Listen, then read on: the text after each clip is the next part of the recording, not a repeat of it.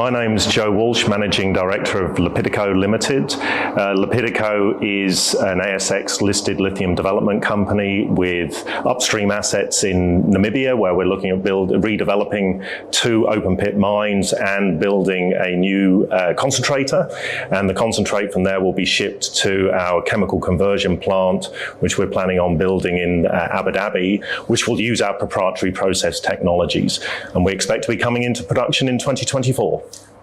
Joe, good to see you. Here we are in Cape Town, I'm slightly disheveled. You're looking quite relaxed. And we've got the sunshine with us as well. So why are you here? You've got the one-to-one and Indaba going on. Who are you here to see? What are you here to tell them? Well, the story actually precedes being here in Cape Town. We've been last week. We were in the UAE in Abu Dhabi, and we had some fantastic meetings there. Earlier this week, we've been in Namibia, and we brought on board members of the new executive team. So we've now got an all-Namibian senior management team Fantastic. In Namibia, and we've now just got down to Cape Town for Indaba, and we've got a very full 3 days ahead of us. Yes, yeah. I mean, well, it's quite a good one this year because it's been a while. Yep. Slightly delayed, but we're here. We're seeing a lot of institutions down here, financial institutions down here, some majors down here. People just having a look around and seeing who's doing what. Now, in the early days when we first talked, we kind of got into detail about the technical aspects of your business. I think we've covered that. We understand that. Now it's about building a business. We're going to pop up and see your site, the location in Namibia in a few days' time. So that'll be fun to meet a few people on the ground as well. But specifically, why are you here? What do you need to achieve? Because Abu Dhabi feels like the money's there. Where's everything else? Sure, Matt. It's getting there. It's getting there. We're getting close. Mm-hmm. And so you're right. It's been a couple of years since the last Indaba. We're seeing a lot of people here. We've got a lot of interest. Like we've had to be for the last 2 weeks almost. We've been turning down meetings because we've got a full dance card. Mm-hmm. But really, the focus here is finance. So both lenders. And also potential equity investors. Right. And there's, I think, a lot of people just sort of testing the waters. Yeah. It's been 2 years since most people have met face to face.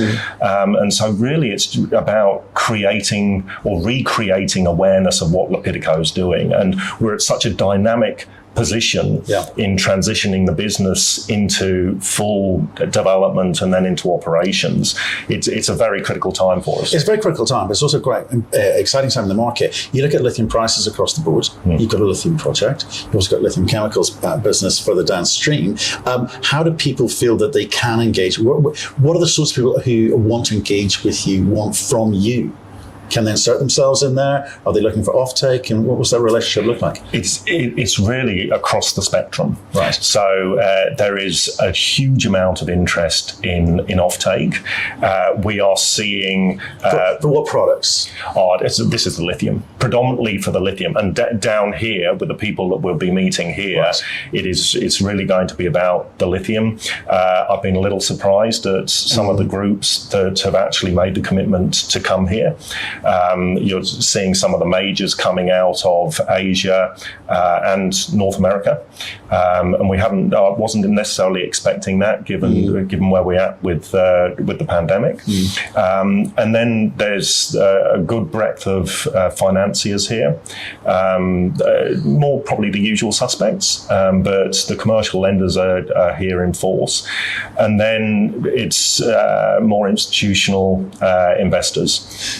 But does it? I'm stunned by it. You think it's surprising you because there's a lot of conversation about companies saying they can produce all the lithium the world needs, whether it be the DLE guys, right, or even some of the brown projects, but struggling to get the funding they need to get pilot plants built, to even get commercial plants built, because technically they haven't quite cracked the code. I'm thinking also some of the clay projects in North America. It's a lot of chat. Not a lot of increased production. So in a way, it probably isn't surprising that people are coming to you. It's not surprising that they're engaging. It's become a little bit of a surprise that they're traveling. to engage. Right. Okay. And we've seen this with other conferences that are in the calendar coming up. They were going to be hybrid, both virtual and face-to-face. We're now seeing some of these conferences not do the virtual and just do face-to-face. And I think that's really encouraging. I think it's fantastic. Yeah. That's when deals actually happen, when relationships get built. Absolutely it is. Like what we've been faced with in the last couple of years is we've all been working twice as hard to make half the progress. That is now changing. Okay, talk to me about Namibia, because we're going up to meet some of your crew up there. They're going to walk us around, which is really good news. You need money. Okay. Again, timing. I always push you on this. Timing. What's happening? Where's it going to come from? So yeah, we very much look forward to hosting you up in Namibia, Matt, and you'll meet our General Manager of Sustainability and Country Affairs up there, Benedicta Uris, who's just recently come on board. But you're going to be hearing in a minute from Chantal Norgate, Lepidico's CFO, on the funding side of things. We continue to make very good progress with the US government's International Development Finance Corporation, and I'm not going to steal Chantal's thunder on that one, and also with commercial lenders. Okay. All right. So let's skip to Abu Dhabi. Now, obviously, Abu Dhabi is it's acting remarkably in a restrained way, given the current geopolitical events. Right? It's kind of Swiss in nature. It feels like they're not short of a bob or two. So again, it's a little bit of a financial conversation, but where are you with the project? Where are you with the Abu Dhabi government and funds in terms of that project? Because it could be a kind of flagship project, not just for you, but also for them. So again, timing, what are we looking at? Yeah, it's certainly, I think, shaping up to be something of a flagship project, Matt. And the timing is really third quarter this year, when all of these threads are going to be coming together. That's what we're targeting. So it's the binding offtakes, not just for the lithium, it's also for the key byproducts.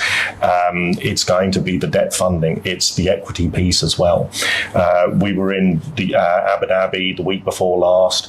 All of that infrastructure development on the lot that we've got within the KIZAD industrial zone, it's being developed apace. And that's not at our expense. That is the industrial park, Abu Dhabi Ports, who's developing that for us. And it's this enormous benefit that we get from shared infrastructure in a massive location like that. And I think you mentioned socio-political exposures here. Yes, the UAE is being incredibly progressive, and I see, relatively speaking, the risks of a development are receding in the UAE versus other parts of the world where there's huge amounts of uncertainty. I feel very, very comfortable where we're located. It's an interesting one, isn't it? You never thought you'd sort of say that. Well, I've worked there, worked for some of the families there as well, and it's been sort of interesting place. They've sort of, they were rushing to get to the end point, but you've kind of built up a relationship with these guys. They understand what you are, but also what you could be to them. So again, extent of the scale and ambition that they have, given the technology that you're bringing to the doorstep. Lepidico really, with its strategy of building a lithium chemical plant in an industrial zone in Abu Dhabi, is an enabler. It's seen as an enabler. Lithium's obviously essential for lithium-ion batteries and therefore supporting electric vehicle manufacture. The next step is maybe cathode manufacture, maybe battery manufacture. And these manufacturing facilities require affordable power, an abundant source of affordable power. And that is something that Abu Dhabi in particular can deliver. And we've seen, with everything that's going on geopolitically at the moment, energy prices have been volatile. Energy prices in Abu Dhabi have probably been less volatile than anywhere else in the world. Yeah, well, absolutely. But again, there's this perception that they're all about oil and that's what they do. It's not. There's a sort of new generation, there's a new wave of thinking, and they want to be an energy provider, but also possibly energy storage is a big part of where they see the future going to. Interesting times. But look, I think we better better get the person in charge of the coffers, better get her in a second. And just want to say to everyone watching this, we've done some great interviews and in some detail around various aspects of this business. We are going up to see them, the Namibia component. Maybe one day we'll jump over to Abu Dhabi as well, place I know quite well. We'll get into the detail there. So do go and pick up those stories. The links are below. Joe, good to see you here in Cape Town. Hope it all goes well. Should we bring her in? Indeed. Thank you, Matt. Let's go for it. My name is Simon Kahovera. I'm the exploration manager for Lepidico Ltd. My role is to manage the exploration, define a resource, and also grow the resource. So far, we have managed to define over the entire project a life of mine of 14 years. So the objective now is to grow the resource so that we can up the life of mine from 14 to a target of 20 so far. Simon, good to meet you. Lovely to see you, and thanks for inviting us on your land. So we can hear them, and people will be able to hear it. There's a drill going on in the background. There's another drill over the hill there. What do you told us about sort of expanding the resource, and that's great. It's great, but tell us a little bit about that rig there. Do you own it? Do you operate it? This specific rig is contracted from Drill Namibia, which is a local drilling company. We are drilling a method called reverse circulation drilling, RC drilling. Yeah. We are testing one of the targets that was developed through an in-house interpretation method, which specifically targets the signatures for the pegmatites that we are exploring for. Right. So now we are drill testing these targets. We have got 5 holes aimed for this entire target where we are. The aim is for a discovery on this target. Okay, that's not as easy to do as people think. Discoveries are hard. So with the team here, I mean, how many people are we looking at here working on this one hole? We have got 6 people from Drill, the contractor, and we have got 3 people from Lepidico. You can see them here. They are weighing the sample bags. Yep. Yeah. So the process, how it goes here is the sample comes from the drill machine, then comes for weighing, so that we record the recoveries for quality control purposes, and then we send it to ALS Laboratories, which is an internationally recognized, accredited analytical laboratory facility. For testing the amount of lithium within. Right, and so why have you gone for RC drilling versus diamond drilling at this stage? At this stage, it's a reconnaissance on the target, so we are still in the initial testing phase. Right. So we will go for RC. Once we discover something, then we'll follow it up with diamond drilling. Right, and is it all relatively shallow? So far it's shallow. We are drilling up to 150 meters. Okay. Because our ore bodies generally around this area, they are shallow ore bodies. So. Right. And what about the ore body itself? Is it fairly homogeneous? I mean, what sort of grades are you hitting at the moment? In the actually mineralized zone, the well-defined bodies, we are talking of intersection grades of above 1%.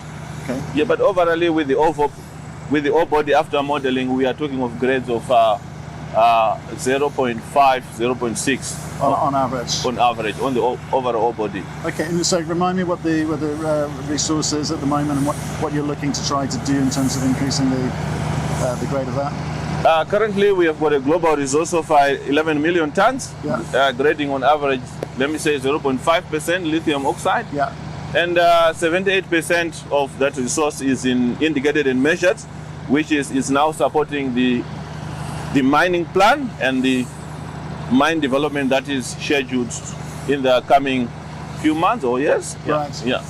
So now what we are doing is on this particular spot, we are trying to discover something that can add up to the resource. You also mentioned the other type of drilling, diamond core drilling. We are doing diamond core drilling currently at Helicon, which is Helicon 4. The aim of that is to upgrade the resource from inferred to indicated. Right. So that from inferred to indicated and measured, so that we can carry it in the life of mine.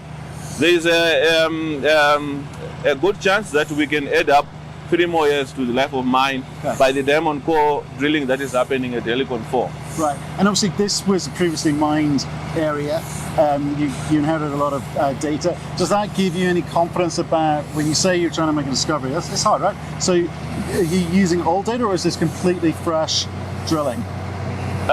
This is completely fresh drilling, but it's supported by old data because we have done a lot of drilling here since 2017, and we have also done a lot of analysis. Right. There is a certain signature that we have managed to prove might work for this area. So that's what we developed a certain method and interpreted an in-house method, interpreted radiometric geophysics data, which was acquired also in 2018 by airborne survey around this area, and also data that was in the Ministry of Mines and Energy at the government geological survey. So we interpreted that and we come up with a testing tool. Then we followed it up with soil sampling. After the soil sampling produced some fantastic anomalies that we are now following up with drilling. So it's not a one-step process. It's a multiple-step process. It's a multiple-step process until you get to say you are drilling a target. And talk to me about, obviously these guys are been brought in. You hire and train a lot of locals. How are you doing with regards to getting the skilled people that you need for the work that you do? For the skilled people, for the work that we do, Namibia has been always an exploration destination. So from the contractor perspective, they always have skilled people, and they also train people on the job. On our side, we recruit. We have got a school of. We have got the University of Namibia, which is producing geology students. And we recruit from there for our geologists. For the semi-skilled workforce, we recruit and train. But for the geologists, we recruit qualified people from the University of Namibia. So far, the guys that I'm working with now, they've been the other one has been here since 2017. The other one has been here since 2018. So they are people who are quite experienced in this area. And how are things going for you with regards to costs? We're seeing costs go up all around the world. Inflation happening. Is it affecting Africa as badly as the rest of the world? Surely it is affecting us. Because just the cost of drilling, you have to also optimize your targets in order to cut back on costs. You now have to do more work in order to be confident that where you are drilling, for sure there's sure enough reason for you to be putting up a rig. Because the drilling rates are going up, and also the cost of just general exploration is going up. And is that because of fuel costs? Is it because the contractors are putting their prices up, or wages going? What are the things actually being affected on the ground in reality? From an exploration perspective, I'm more on the technical side of things. It's mainly the rates for the contractors for the drilling, which might be going up, and also the fuel cost because we run a fleet of vehicles. So how long have you been working here? I've been on this project since 2017. You know it. So that's 5 years here, but I've been in exploration for more than 17 years now. And so after this program of, you say 5 holes? What's next? After this program of 5 holes, we are moving to another target again with about 3 holes. Then we are moving also to another target which we are evaluating. The interesting thing about this target is that it is mineralized. We picked up mineralization on surface, so we are going in to drill test. We could have done this prior, but there were some challenges with farm access, but we managed to get an agreement, and we are moving in to evaluate that mineralized pegmatite on the 16th. And so how many targets have you actually identified that you want to get after? So far, we have got three drill-ready targets, and about 7 targets that we are still working on to get to drill-ready stage. Now, is Joe giving you all the money that you need to do a good program? You can tell me. Sure. We are well funded and we are well resourced. Good man. No, thanks again. Appreciate your time and thanks for showing us this. That's good. That's good. Sure. My name is Benedicta Uris. I'm Namibian. I joined Lepidico towards the last part of April this year. in the position of General Manager, Sustainability and Country Affairs. Really excited to have joined the project because the prospects for sustainability, it's not just the theory that we read in books, it's actually very practical, on the ground, real. And that's part of the excitement of this project and why I've joined it. So, yes. Thank you for inviting us here. I really appreciate that. So, Benedicta, you're the new kid on the block. Yes, You've been invited in. It's all about sustainability. Yes. So what were the problems that Joe kind of set out and laid out in front of you that he wants you to solve? What are you addressing? So actually, the project is addressing a lot of problems in itself. Okay. I'm just coming in to enhance that. Okay. So I'm not going to take any credit. not going to take any credit. Okay. So what the project does is it's actually going to first and foremost clean up the legacy heaps that were left by mining. So this is a former Previously. producing area, Yes. which this Lepidico has come into. Yes. So there's some remediation, some They will fixing up to do. definitely, exactly. Okay, what does that look like?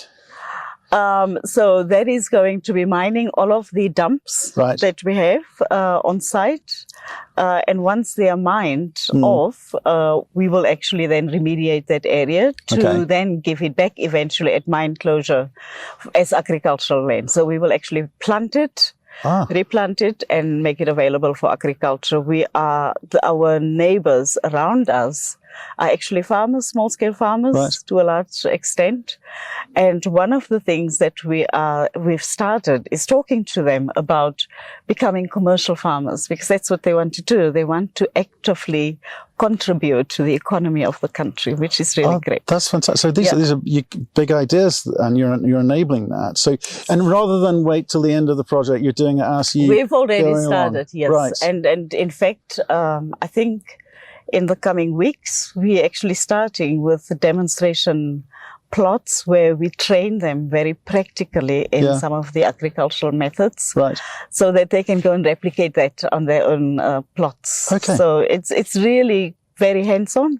Of course, the bigger visionary, that stuff is there, but it's very real, the difference that you can make with a few things on the ground in people's lives. It's So is it a case of do less ideas but do them well and not try and be everything to everyone? Yes, So yes. for those farmers who want to be more commercial, what does that look like from your perspective? What you're going to, obviously you're remediating the land, you're planting it, etc. But how long, you can't just then disappear, right? No.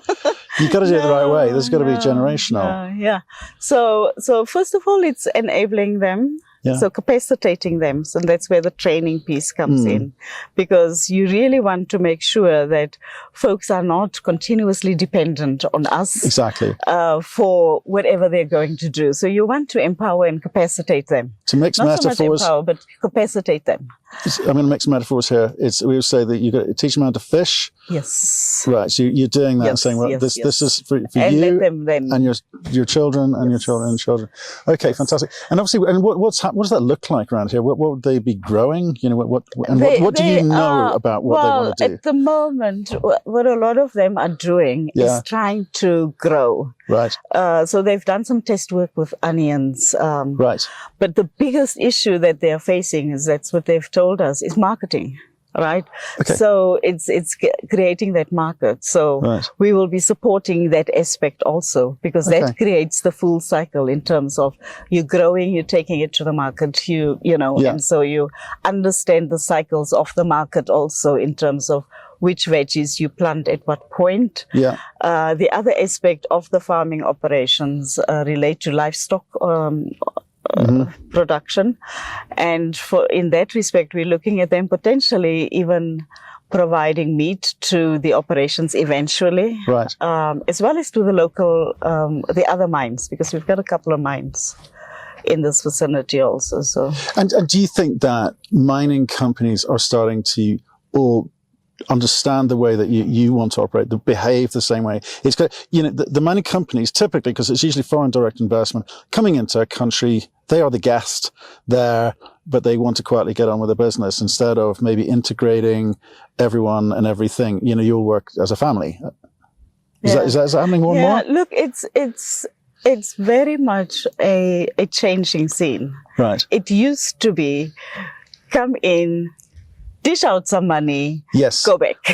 Yeah, it was an easy, wasn't it? Yeah, Money. and it Like creates quite a bit of dependency, and as a result, you find mining towns dying after the mine, closes. Yeah. And what we're looking at is changing that model. And I know that there are a couple of mining companies actually that are doing that also, not just in Namibia, but elsewhere, actually partnering with the community. So you don't come and tell them because they know, right?